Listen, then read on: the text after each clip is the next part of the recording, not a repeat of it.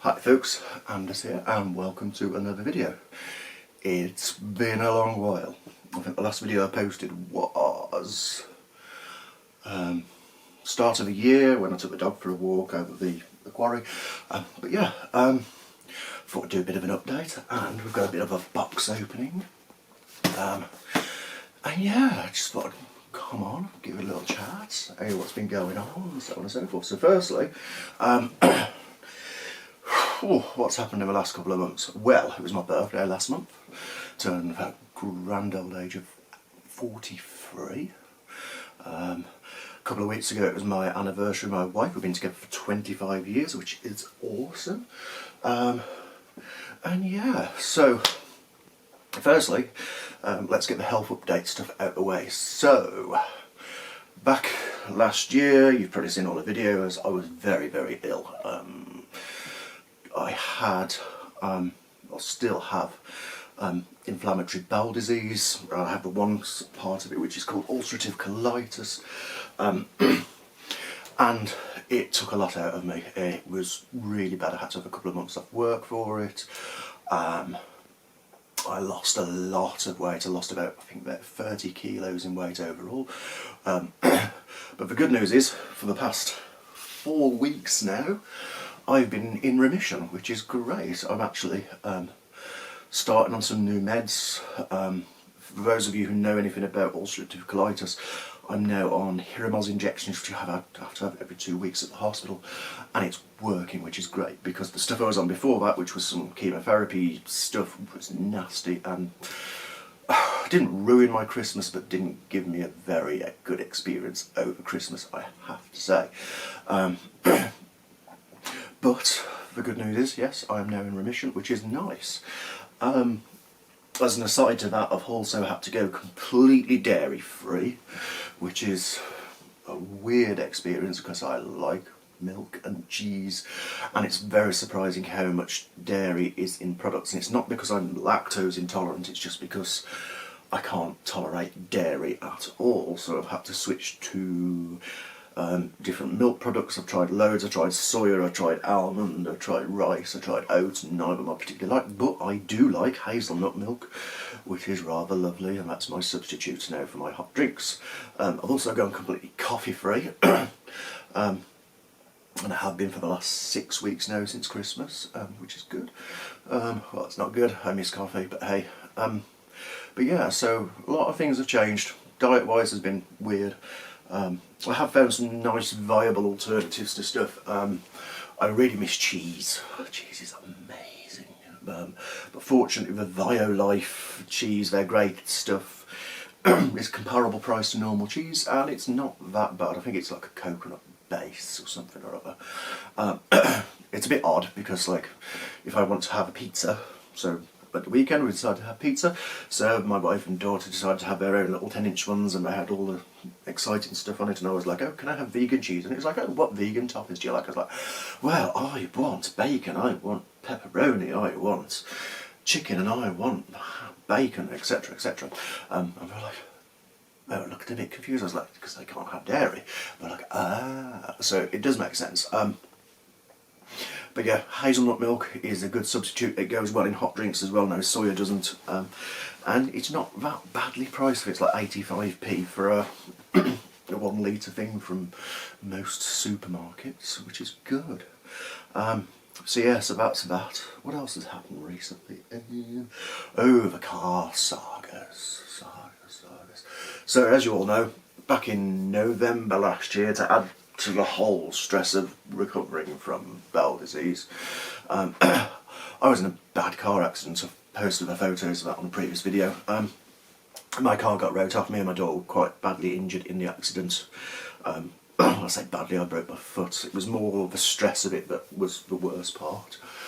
About a month later I bought a new car. I bought a Mazda from a local garage for a reasonable price, and that turned out to be a complete dud. I emailed them straight away. The turbo was shot on it, so I had to replace the rocker and the gasket and the air inlet, and then it's still knackered. because it was just pluming smoke out the back of it. It was a complete disaster. And then just after Christmas, my brakes failed on it, and then I had to have them done. That cost me another couple £100. And then eventually I was like, you know what, I've had enough of this. I had somebody else look at it, and the rear brakes were shot as well. The suspension coils were snapped. It was just a disaster of a vehicle. So I got in touch with Trading Standards, got in touch with DVSA, and they said, yeah, you need to actually, you know, approach the seller for a refund. I had already asked and they'd ignored it. So I had to send them a letter, recorded delivery, and say, nope, the vehicle is not right for me, well, it's not fit for purpose, it's not, shouldn't have passed its MOT, etc, etc, etc. I want my money back. You have 7 days to reply. Next day, got a phone call and was like, okay, well, sort it out, blah blah blah. And then 2 days ago, finally, the end of the saga comes to it, and I got a refund for it, which is good. So I can now look for a better new car. In the meantime, because of all that, I had to buy another vehicle, and I picked up the boat, and I'll show you the boat. I'll just move the camera. Hopefully the cable won't die. So if you can see out there, I don't know if you can see properly because I put the screen backwards. See that big shiny silver thing? That is the boat. That is my temporary new car. That is a Volvo S40 2003 petrol with 133,000 miles on the clock. It cost me £250. There's quite a tragic story behind it. Basically, I put a shout out on Facebook saying, look, I need a new vehicle, this one's I've got, it's not roadworthy. A guy messaged me, he's like, I've got this Volvo, and blah blah blah. I went to have a look at it, and the story behind it is tragically, it was the guy's dad, he was selling it. The dad went into hospital a couple of weeks before Christmas, passed away on Christmas Day, and the car had sat since then, so they were just trying to get rid.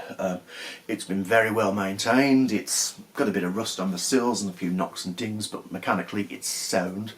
Also came with a full tank of petrol, which was nice. And it drives. I've had no problems with it so far. It's very expensive to run because it's a petrol, and obviously I do round about 250 to 300 miles a week, so it's costing me about £50 odd a week in fuel for it, and my tax is expensive as well. That's about £25 a month as well, so I'm going to get a new car, but I've got that for now, and it's a nice car. So yeah, but yeah, living with bowel disease has been an interesting experience for the last 7, 8 months now, I think it was. It was June last year when I was first poorly and ended up in hospital with it, so it's been 7 months. But the road to recovery has been slow, and not the most pleasantest of times, but I'm now getting better. I'm finally off, nearly off. I've got a few more days left of those steroids, which have been absolutely horrible, and that's what caused me to junk up and put on a lot of weight, and but it has been keeping symptoms lower than they should be. But now these new injections are working great, so it's a bonus. So yeah, I don't talk about the bowel disease stuff because it's kind of gross, but anyway, so that's all the live update out the way. I have been very busy with work. I haven't done much in the way of photography. I've not been out hiking as much, but you know, it's on the cards. Today we have a storm. It's Storm Clara, I think it is. And she's a bit of a beast, and it's throwing stuff around here, there and everywhere. Unfortunately no damage yet, which is good. But anyway, I picked this box a couple of months ago from one of my favourite charity shops. It is age restricted, 21 years over only, and it is, hang on, can you see here, it is a 13-in-1 outdoor survival kit manufactured by Shenzi Shi Nan Baru Wan Co Limited, and it cost the ridiculous price of $6.99. Also got some of the bits at the same time. I got a dolly for my camera and stuff as well. But yeah, so we're going to open it because I haven't looked at it. I bought it and it's literally sat on a shelf for months. So we're going to open it and see what's in it because I'm kind of curious as well. Yeah, okay, so I think what I'll do is I'm going to pause for a second, I'm going to move the camera around, and then we can have a little box opening and see what's inside. So I'm back in a second. Okay, right, so I'm kind of running blind and I've got tripods everywhere with this, which is not the most ideal thing, but let's have a look what's inside. So, power style, dum dum dum. So it comes in a little box like that, and what we got here, 13-in-1 outdoor survival emergency kit. This survival kit from Michael Josh, hello Michael.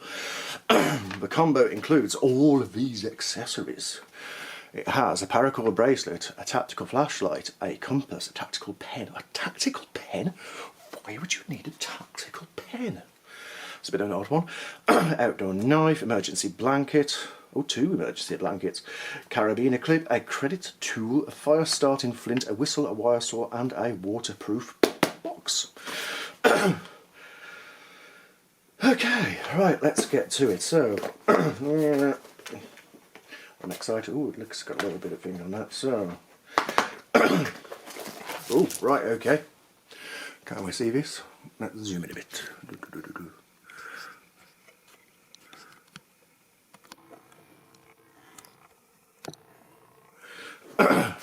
Okay, right. So what we got? We have a lens-atic compass, a metal case, liquid-filled lens-atic compass. Your direction projector. Wow. Precisely made, handy instrument, metal case, liquid-filled lens-static compass for aiming on land and on water. That's good to know. Liquid filled with sturdy, floating luminous dial, adjustable luminous marching line, thumb hold and magnifying viewer, sighting hard line, hairline, idea for location positions on a map or in the field. Oh wow, I'm excited. Take your fix, blah blah blah blah. Right, okay, let's open this. Yeah. Can we still see this in shot? Yeah, no, kind of not actually. Okay, so let's have a look. Gosh, it's very chunky and metally. Ooh, brass. Ew. Okay, which way is north? That way is north. North. Oh. Okay. Anywho, it is a thing. I suppose it clips onto. Oh, look, it's got a little ruler on the side of it as well. Yeah. Okay. Right. So let's put it like that. We have carabiner. Like the shoddy pound shop ones. Oh, quite a decent carabiner. And we have another carabiner. I'm never sure how to pronounce these. Yeah, okay, got another carabiner. We have a tactical flashlight with no batteries.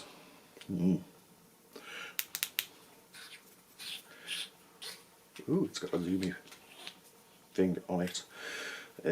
How do we put? Ha ha ha ha. What on earth kind of batteries is that? That's like just a giant cell battery, which I don't have any of. Okay, that's helpful. We got a paracord bracelet.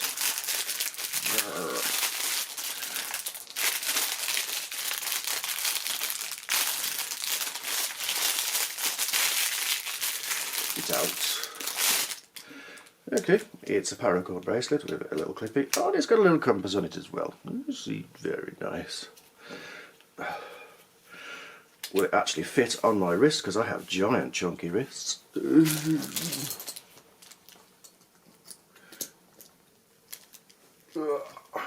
And the answer is no. Handy. Ooh, I'm excited about this. This is a tactical pen. Why? Why is it a tactical pen? It's like, yes, we need a pen with a tactical. It's got a little stabby, pointy boy on the end. It's a pen. Does it work? It works. Okay, so we have a tactical pen. We have a fire steel. Okay.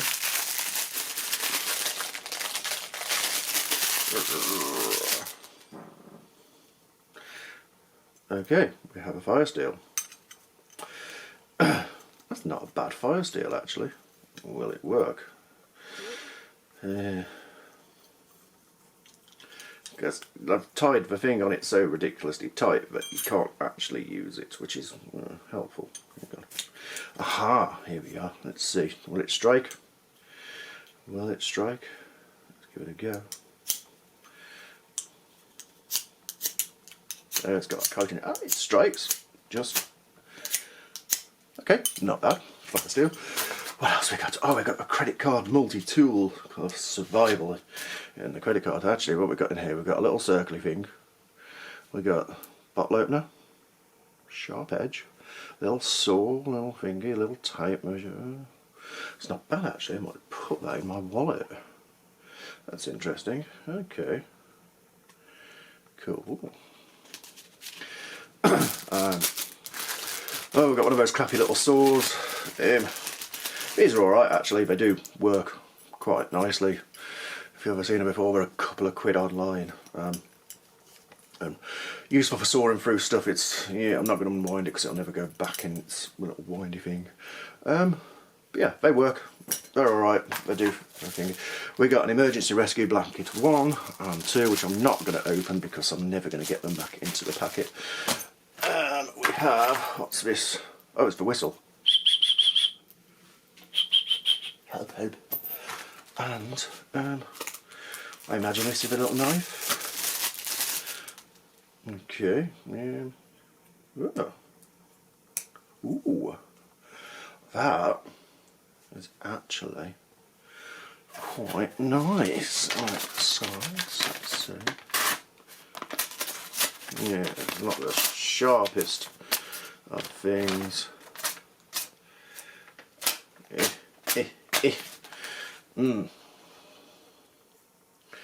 Oh, it's got a little carabiner clip on it as well. I mean, if that was ground and sharpened, I think it'd be useful in an emergency for chopping and cutting and whatnot. How does it go back? Because it's a locking blade. I see, there we go. So, will that be legal? I think it's less than 3 inch, but it is a locking blade, so I'm not entirely sure whether that would be legal or not. I'll have to look into that. If anybody knows, let me know. And that's it, and it goes in the little thingy. So I've opened up all the wonderful packaging and stuff. So I'm going to pause you a second and move back. Okay, that's better. So, I mean, it's not a bad. I mean, for £7, I suppose. I mean, what do you get in total? So you get, I'll put them all back in the box. You got 2 emergency blankets, which, I mean, destroy after use for single use, reduce shock, keep patient warm, dry and clean, helps against hypothermia, simply wrap around total body, leaving face uncovered. 160 by 210, so it's decent size. You get the torch without the battery, which is really handy. Like I say, it looks like it uses weird battery cells for it. I think it's like those. I don't even know because it doesn't say in the instructions, which is very handy. So we've got a tactical torch, but it's not very tactical because it doesn't work. There we go. I'll sort of pop that back in the box. We've got a little credit card tool, which is actually quite useful and I may use. We've got a tactical pen. Why do you need a tactical? I mean, it's a nice pen, to be fair. And it's got a little stabby pointy thing, I suppose for like emergency glass puncturing and stuff. It would function rather nicely, I guess. We'll put that back in there. What else we got? We've got a little saw. We've got a couple of carabiners. We've got those in there. We've got a little knife. We've got a file steel. We've got the tactical compass. 'Cause, you know, survival, everything has to be tactical. We've got the tactical whistle, and we've got the tactical bracelet, which doesn't actually fit around my chunky wrists. Will it actually clip? Oh, jeez. I mean, it cut off my circulation, but it fits. I suppose it's just a piece of paracord, really. Yeah. That's it. The 13-in-1 multi-tool dude thing. I mean, for the price. I mean, I'm not being sponsored by this because I don't even know who the original seller. I imagine these are available on Amazon and stuff like that. If I do find them on Amazon, I'll stick a link below, and it'll be like an affiliate link, because you know it's all about money. And it does kind of all fit together in the box. Click, click. Yeah, okay, the side ones don't clip. Nope, well, clip. But I mean, for £7, you know, I've paid that much for a fire steel before now, and you get all the other good things as well. And there's a nice little knife in it. I can't really complain. It'd be useful just to leave in the car, I guess, for, well, it's power light, energy saving, waterproof, and explosion proof. I'm not convinced that would be explosion proof, to be fair. I think if you stood on it or sat on it, it'll probably crack. But, like I say, for £7, contact info, Michael Josh.net, address Shenzhen Dan Tian Ning Chang Kung. Yeah, I mean, box, tub. I suppose, yeah, they're alright actually. You know, it would be, in a pinch, it'd be useful. And I mean, I don't know how much these retail for on Amazon. Right, close this properly now. Probably about 15-20 quid maybe. I think that would be maybe a bit too much. Why have you gone blurry? Come on, focus, focus, focus. Come on. Better. I don't know why it's been a bit. Can you see me now? But yeah, I think for the price, what I paid, £7's not bad. This was from a store, the one charity shop that I always go to, but just ridiculously cheap. And they do have some occasional good bargains. Well, I've got those memory cards from it before now. But yeah, so that's it for this video. I've waffled on for long enough, but thanks for watching. I do apologise for the lack of updates. Like I say, it's been a very busy couple of months. My son was back for quite a while. He's gone back up to Scotland now. And it's done the blurry thing again. Is there something on the lens that's making it blurry?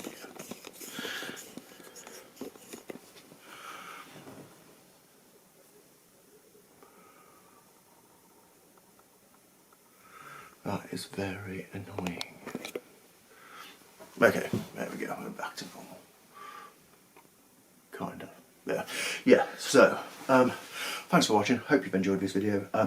If you are more interested in my gamey stuff and that kind of things, and my weekly pickups that I've been doing from the charity shops, head over to the other channel, Darkslide Does Gaming.